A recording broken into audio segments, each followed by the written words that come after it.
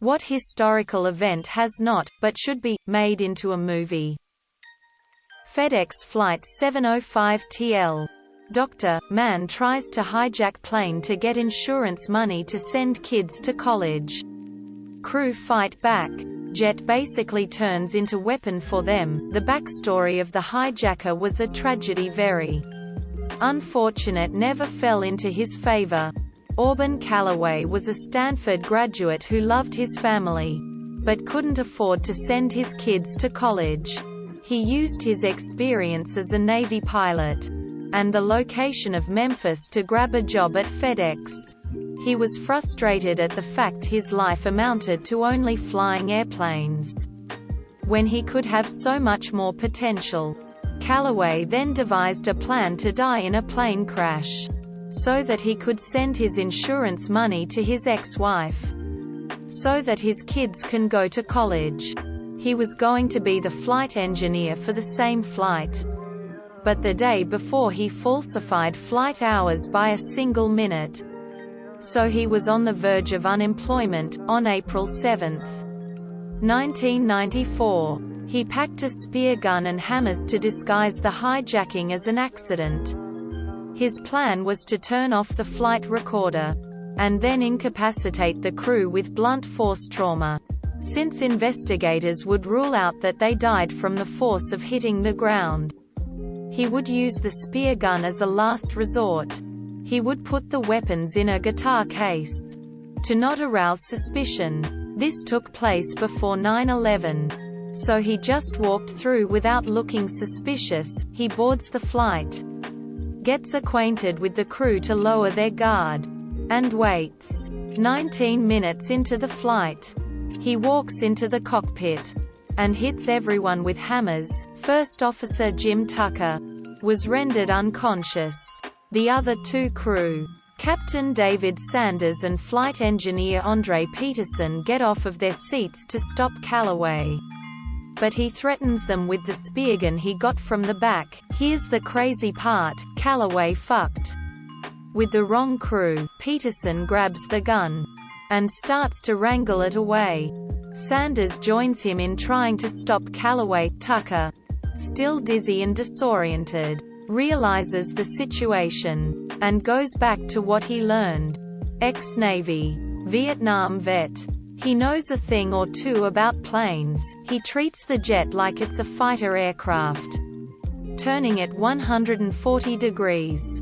Basically, upside down. It pushed the bounds of what an DC-10 could do. There's a fight in the cargo hold between two injured crew members and a man who had nothing to lose, and a half-conscious pilot who is treating the jet like a fighter, flipping the plane upside down so that his crew could overtake the hijacker. They take a U-turn back to Memphis. Emergency landing, about a mile above the ground. The problem is that the plane is too heavy, too fast, and too high. There's a real chance adrenaline will impair their movements and overshoot the runway. They land. SWAT arrest Calloway, and everyone is sent to the hospital. The damage that Calloway has done to the crew unfortunately makes the crew not able to fly commercially again. The plane is still in service, but it was upgraded without the flight engineer position. I learned about this in this plane investigation series on YouTube, and it astounds me how this literally has never been turned into a movie. Edit. Here's the Wikipedia link for the flight. Here's the video that I learned it from. The story of the Pan Am flight that got caught in New Zealand at the start of World War II and couldn't fly back home by going east because it was too dangerous. So instead they took their flying boat and flew west on routes they had to figure out from maps pulled from borrowed encyclopedias, dodging the Japanese, and trying to find enough fuel to keep the plane going. The whole thing took months, culminating in taking off from a river in the Congo and having to skim along through a canyon to build up speed since they were too heavy in order to even have a chance of crossing the Atlantic. The whole thing is tailor-made for TV or a film. There's a fantastic book written about the whole story called The Long Way Home, and was written with the captain of the flight. The Cold Case of Who Murdered Ken Rex McElroy. It is prime material for a dark comedy. This dude was such an unrelenting piece of shit. Buried beneath the prison-type scumbags. And terrorized a small rural town his whole life. He'd get away with it every time because he'd intimidate the fuck out of anyone who sought to press charges against him. Implicated in rape, arson, assault, etc. So yeah, no tears shed for that psychopath. Anyway, there was a town meeting to discuss what to do with him because everyone was sick of his shit. The sheriff told them to just avoid him and set up a neighborhood watch to keep track of him. Right then they found out he was drinking at a bar. Sheriff told them to leave him alone and go home, but he had other shit to do, so he left the county. So what do these people do? They go to set up that neighborhood watch. This man die. Over 60 people travel to the bar Ken is at, where they crowded him as he drinks and slings insults. He goes to his truck where his underage wife is sitting in the passenger seat. Talks some more shit and reportedly was going to grab a gun. So over 60 people must subscribe to the theory that a bad guy assumes room temperature only when well ventilated, because he then got lit up. Unknown the number of shooters, but there were 2 separate calibers identified from the rounds found in his body, and both were popular hunting rounds. To this day his murder is unsolved because all 60 plus won't say shit. The FBI showed up to help investigate and still everyone kept tight-lipped. One person told them, "They boy needed a killin', so yeah." Prime material. A biopic on Hannibal would be really good. The visuals of crossing the Alps with elephants would be stunning. I need a Coen Brothers movie of the 1904 Olympic Marathon. Sentence just keeps getting more bonkers. Syndrome K.In 1943.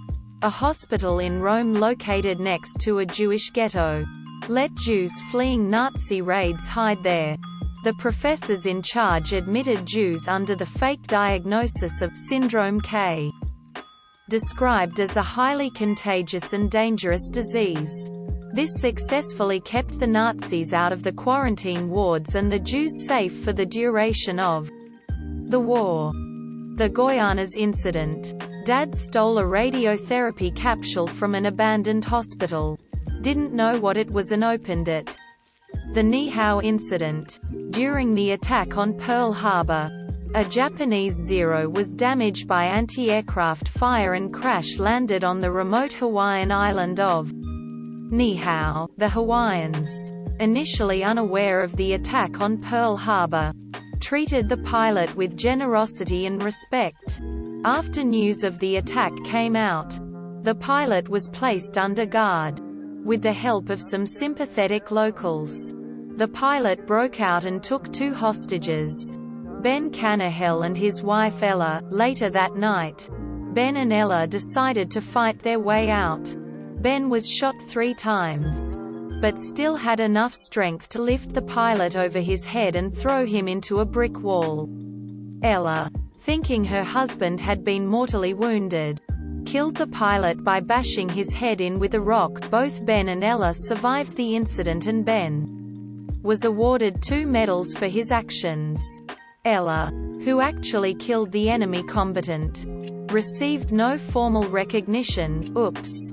This was made into a movie, Enemy Within 2019. The Lioness of Brittany, medieval woman who led brutal attacks by land and sea against the French king in vengeance for the execution of her husband. I tell my students every year when we do my Robert Smalls lesson that there needs to be a Robert Smalls movie. Born into slavery, sent to Charleston at the age of 12 to work, gets a job on a boat.